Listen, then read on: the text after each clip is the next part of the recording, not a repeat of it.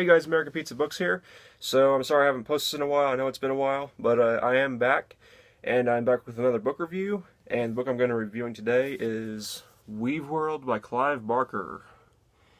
All right, so Weaveworld is basically like it's like a dark fantasy. Like it's definitely fantasy, like maybe high fantasy, dark fantasy, with some elements of horror in it. And it was released in 1987.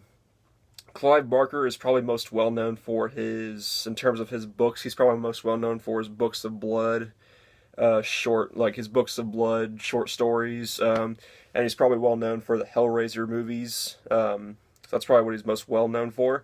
But this book seems to be fairly popular among Clive Barker fans, so yeah, this is actually the first Clive Barker novel that I have ever read. I have read the first volume of the Books of Blood, but I haven't read more than that. Don't worry, I'm planning to, but yeah, so far I've only read the first volume of Books of Blood and Weaveworld. So there's a lot to this book. I mean, obviously you can tell it's a kind of a thick book. It's close to 700 pages, at least this edition is. But yeah, there's a lot to this book, so I'm just gonna give you a basic summary of the plot. So basically we follow, I'd say, two main characters. I see there's like two main characters overall. We follow Cal, who at the beginning of the story is kind of just your average, everyday guy. Mostly, for the most part, he works at an insurance company, and he's kind of just going, from day to day, just a normal, mundane life. But then pigeons get loose. His pigeons that his father has gets loose. And when he's chasing after the pigeons, he comes across this carpet, and he's up on a building trying to get the pigeons, and he falls down, and then he falls into this carpet, into this other world, and we later know it to be called the Fuge, or the Fugue, I think. I call it the Fuge, but the Fugue. And the people who inhabit that land are called Seerkind, and we get to know, several characters from that world. But yeah, and then the other main character is Susanna, who is driving to the area that Cal's in to visit her grandmother. And when she visits her grandmother, she remembers that there was a gift that her grandmother had intended to give her very earlier on in life.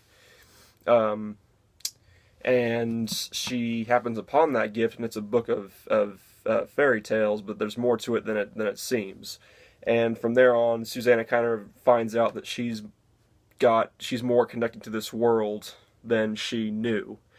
So that's basically the plot. There's a world in this carpet, and Cal and Susanna, we kind of follow them going into this world and kind of finding out their place, and finding out what's going on in this world, and what they're facing right now. We have, besides Cal and Susanna, we have a lot of characters. We have Immaculata, who is one of the antagonists at the beginning of the book. In the middle and towards the end, she isn't really so much of an antagonist. She kind of redeems herself in the end, even though she does a lot of evil and twisted stuff. She kind of redeems herself at the end. There's Shadwell, who I would argue is probably the main antagonist throughout, one of the main antagonists throughout. And he's never really redeemed. He's a salesman, and he is really power hungry. And he's really kind of a piece of shit. So he's a pretty vile villain. There's also Hobart, who is a police officer, cop, who just has an unwavering loyalty to the law and everything, and he's like kind of twisted himself. But even he kind of gets a little bit of a redeeming factor towards the end of the book. And then Immaculata has two sisters, and she killed both of them in the womb. And one of them is the Magdalene, who is this really creepy, just like what she does is she basically rapes men, and she gives birth to these monstrous children. And then there's the Hag, who is probably the most passive of the three, which Immaculata is a very interesting character. Because she's very unpredictable. You don't really know what she's going to do.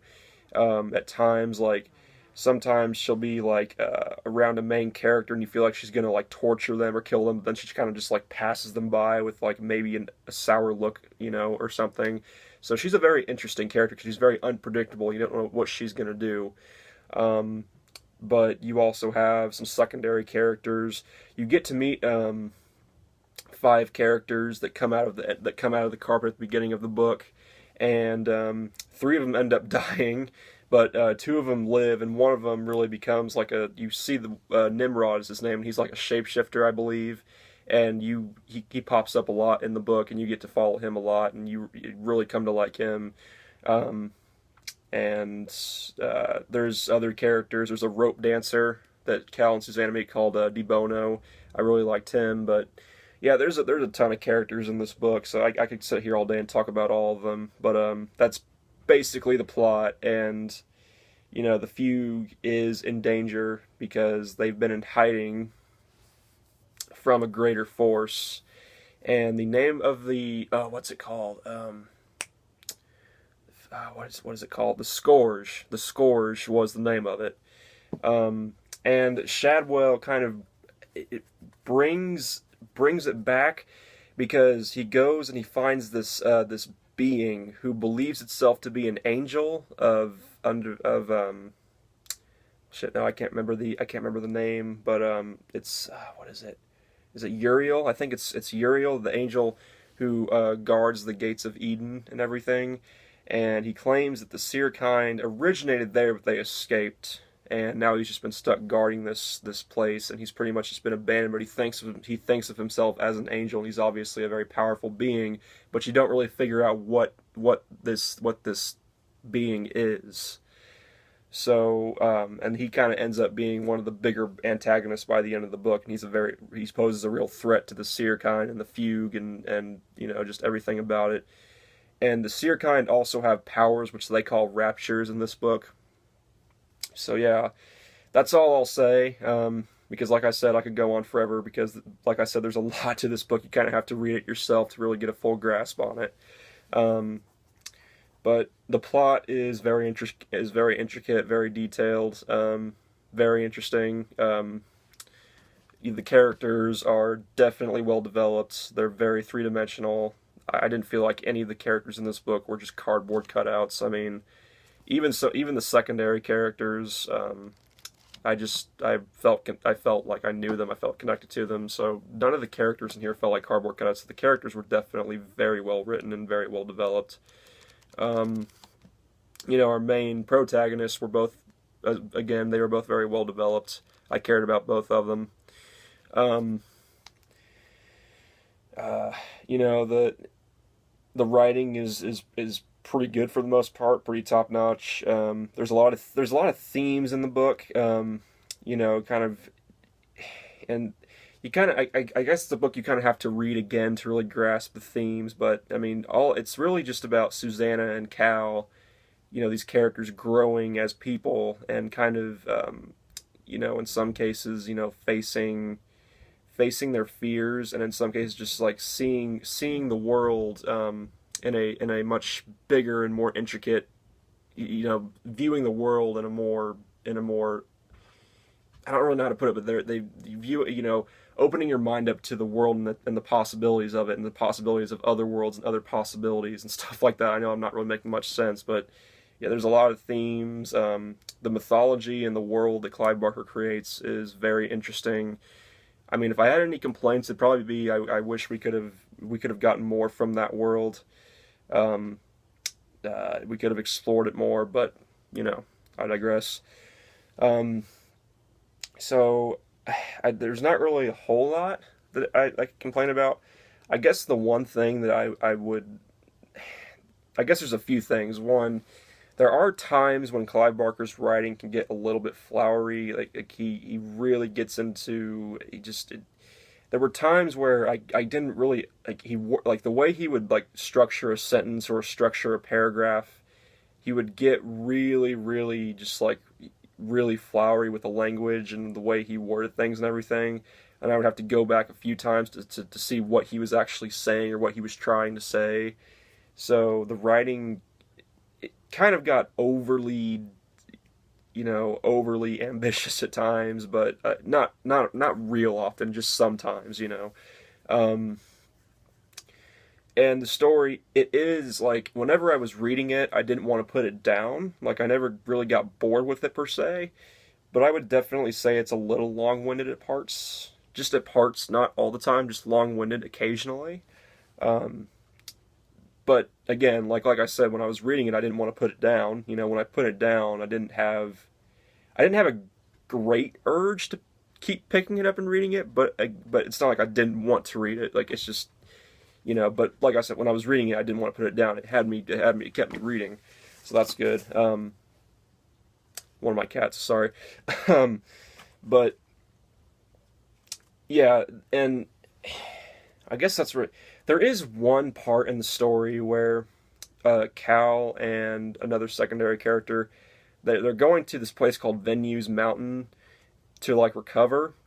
And that scene to me was just very, very bizarre because like the Cal has like this dream sequence where he becomes like a snake or something, and it it's it's a little sexual, I think, and everything. Like, I mean, that's not really a surprise with Clive Barker's books. I mean, there's like, you know, with Clive Barker, you're going to get some, you know, sexual themes and everything. But I don't know. With this scene, it was just it was really bizarre to me, and it didn't really add anything to the story. So when I was reading that, I was like, okay, like this is interesting and everything, but can we get on with the main story and the main plot with these characters and everything? Like, it just, I don't know, it just didn't really add much to the story for me. And it was just like really bizarre.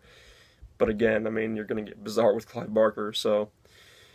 But, and not that that's a bad thing, but, you know. But, anyways, yeah, so I mean, overall, this is a good book. You know, I mean, like I said, it's not a book like if you're looking for a book just for light reading and everything, this is definitely not the book for you. But I mean, if you're ready to strap in and go on a journey, you know, if like I said, ready to just read and just like explore this world entirely, and just like, you know, then this would be the book for you. Like I said, it is a bit long, but it will keep you reading. It is very interesting.